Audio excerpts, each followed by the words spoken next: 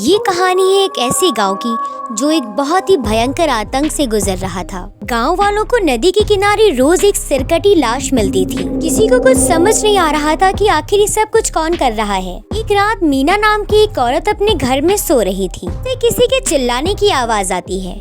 वो बाहर झांक कर देखती है तो उसे एक चुड़ैल नजर आती है। उस चुड़ैल के हाथ में बहुत सारे गुब्बारे थे, लेकिन जब वो बहुत ही ध्यान से देखती है तो वो पाती है कि वो गुब्बारे नहीं बल्कि गांव वालों के कटे हुए सर थे। अरे बाप रे, ये तो वही चुड़ैल है जो गांव वालों का सर काट रही है। हे भगवान, ये क्या कर रही है? क्या होगा हम लोगों का?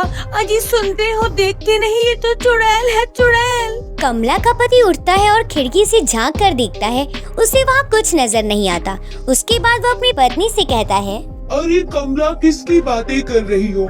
देखो यहाँ पर तो कोई नहीं है। मुझे लगता है कि तुमने कोई डरावना सपना देख लिया है। वैसे भी गांव में सर कटने की घटनाएं बढ़ती जा रही हैं। तुम्हें यहाँ देर रात तक खड़ा नहीं होना चाहिए। चलो सो जाओ। अजी मुझे कोई वहम नहीं हुआ है, मैं सच कह रही हूँ। मैंने सच में उस चुड़ैल को देखा जो गांव वालों के सर काट रही है। आप मेरी बात क्यों नहीं मान रहे? अगले दिन जब सुबह होती है तो कमला गांव वालों को सारी बातें बताती है। गांव वाले विमला की बात सुनकर उस जगह पर पहुंचते हैं जहां पर उसने एक घटना देखी थी। जब गांव वाले वहां पहुंचते हैं तो देखते हैं कि वहां पर खूब सारा खून पड़ा था और चुड़ैल के उल्टे पैरों के निशान थे। हे भगवान, ये पैर देखो, वो भी उल्टे। मुझे लगता है कि कमला सही कह रही है, ये किसी चुड़ैल के ही पैर हैं। हाँ भाई, सही कह रहे हो। मुझे भी ऐसा लगता है कि हमारे गांव पर एक चुड़ैल का साया है। इसी वजह से अच्छा यही होगा कि रात होने के बाद कोई भी बाहर न निकले जब तक हम उस चुड़ैल का कोई समाधान न निकाल लें। इसके बाद सभी गांव वाले अपने घर चले जाते हैं। जब रात होती है तो एक शराबी अपने घर के बाहर बैठा शराब पी रहा था। जरा सा झूम लूं मैं, अरे नारे बाबा ना, तुझे चूम लूं मैं, अरे नारे बाबा ना। भाई वाह, कितना मजा आ रहा है। कितनी ठंडी ठंडी हवा चल रही है और साथ में ये बोतल। अरे तुझे शर्म नहीं आती? तू बाहर बैठकर शराब पी रहा है। जानता नहीं गांव में सिरकटी चुड़ैल घूम रही है, उठा के ले जाएगी तुझे। अरे भाग यहाँ से, तुझे शर्म नहीं आती? अपने पति को कमजोर समझती है? मैं तो रात भर यहाँ बैठूंगा और चुड़ैल मेरा कुछ नहीं बिगाड़ पाएगी। अरे जरा सा झूम लूं मैं, रे नारे ना, तुझे चूम लूं मैं, रे नारे ना। चुड़ैल कहाँ हो? आओगी नहीं? हे भगवान, मैं क्या करूं इस आदमी का? इसे तो कुछ समझ ही नहीं आता। उठा ले जाएगी इसे चुड़ैल। हे भगवान, मेरा क्या होगा? ए चुप कर, चुप। एक शब्द नहीं बोलेगी, शायद नशा उतार देती है। चल भाग यहाँ से, अब दूसरी बोतल खोलनी पड़ेगी। भाड़ में जाओ, मुझे क्या? जब चुड़ैल आ जाएगी तो खुद ही भाग के अंदर आ जाओगे। इतना कहने के बाद सपना घर के अंदर चली जाती है और गिल्लू वहीं बैठकर शराब पीने लगता है। गिल्लू तो पूरी तरह से शराब के ही नशे में था। थोड़ी सी तो पी है, चोरी तो नहीं की है। तभी किसी की गुर्राने की आवाज आती है। कौन है भाई जो मुझे डराने की कोशिश कर रहा है? डराओ मत, जो भी है सामने आ जाओ। मत डराओ मुझे, मेरा नशा उतर जाएगा। आओ सामने आओ, दोनों भाई साथ में मिल के पिएंगे। आओ। तभी वहाँ पर चुड़ैल लोगों के कटे हुए सर लेकर उसके सामने आ जाती है। हे भगवान, ये तो सरकटी चुड़ैल मेरे सामने खड़ी है। क्या होगा मेरा? अरे चुड़ैल, तुझे शर्म नहीं आती लोगों के सर को गुब्बारे बनाते हुए? हे भागो! अरे खोलो दरवाजा, खोलो, देखो चुड़ैल खड़ी है।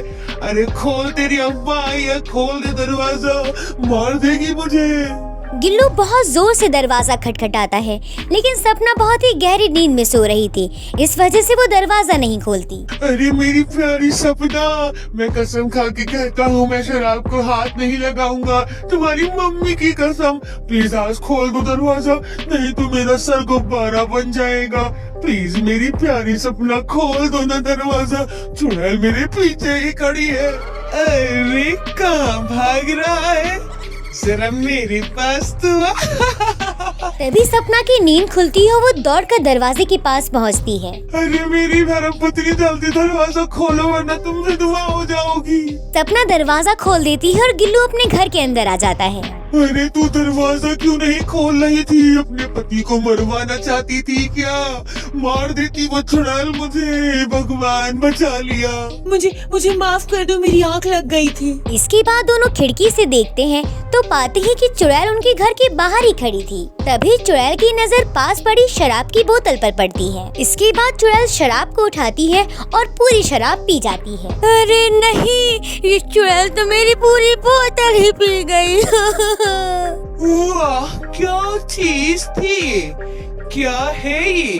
अगर तू अब मुझे रोज ऐसी बोतल लाकर नहीं देगा तो मैं तेरा खून पी जाऊंगी।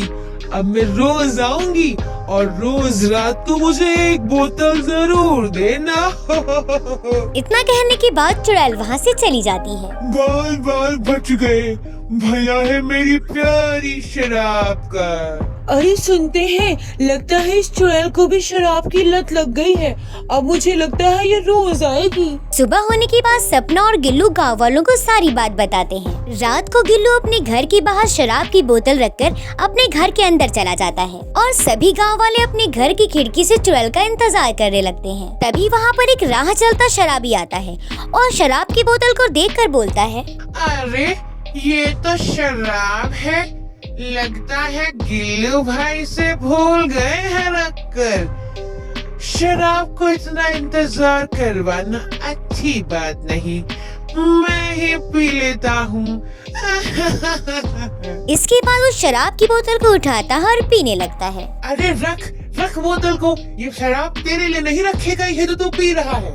अरे मुझे लगा कि तुम इस बोतल को रख के भूल गए हो। चलो कोई बात नहीं, लो रख दी मैंने तुम्हारी बोतल। ये सारी बातें हो ही रही थी कि तभी आसपास से भेड़ियों के चिल्लाने की आवाजें आती हैं और तभी वहाँ पर चुड़ैल आती है और शराब की बोतल को देखकर बहुत खुश होती है। भाई वाह, ये गांव वाला तो अपनी बात का पक्का निकला, चलो दावत हो जाए। लेकिन जैसे ही चुड़ैल शराब को पीती है वो कहती है कि इसका स्वाद तो पहले जैसा नहीं है। इतना समझते ही वो जलने लगती है। अरे तुम लोगों ने मुझे क्या पिला दिया और ये मेरे साथ क्या हो रहा है? बचाओ। इसके बाद सभी गांव वाले बाहर निकल आते हैं और हंसते हुए कहते हैं, क्यों चुड़ैल, मजा आया? तूने मुझे ये क्या पिला दिया? अरे मूर्ख चुड़ैल, इस बोतल में कोई शराब नहीं बल्कि पवित्र गंगा जल था। इसके बाद चुड़ैल जलकर नष्ट हो जाती है और सपना गिल्लू से कहती है, अजी अब आप भी शराब छोड़कर गंगा जल पीना शुरू कर दीजिए।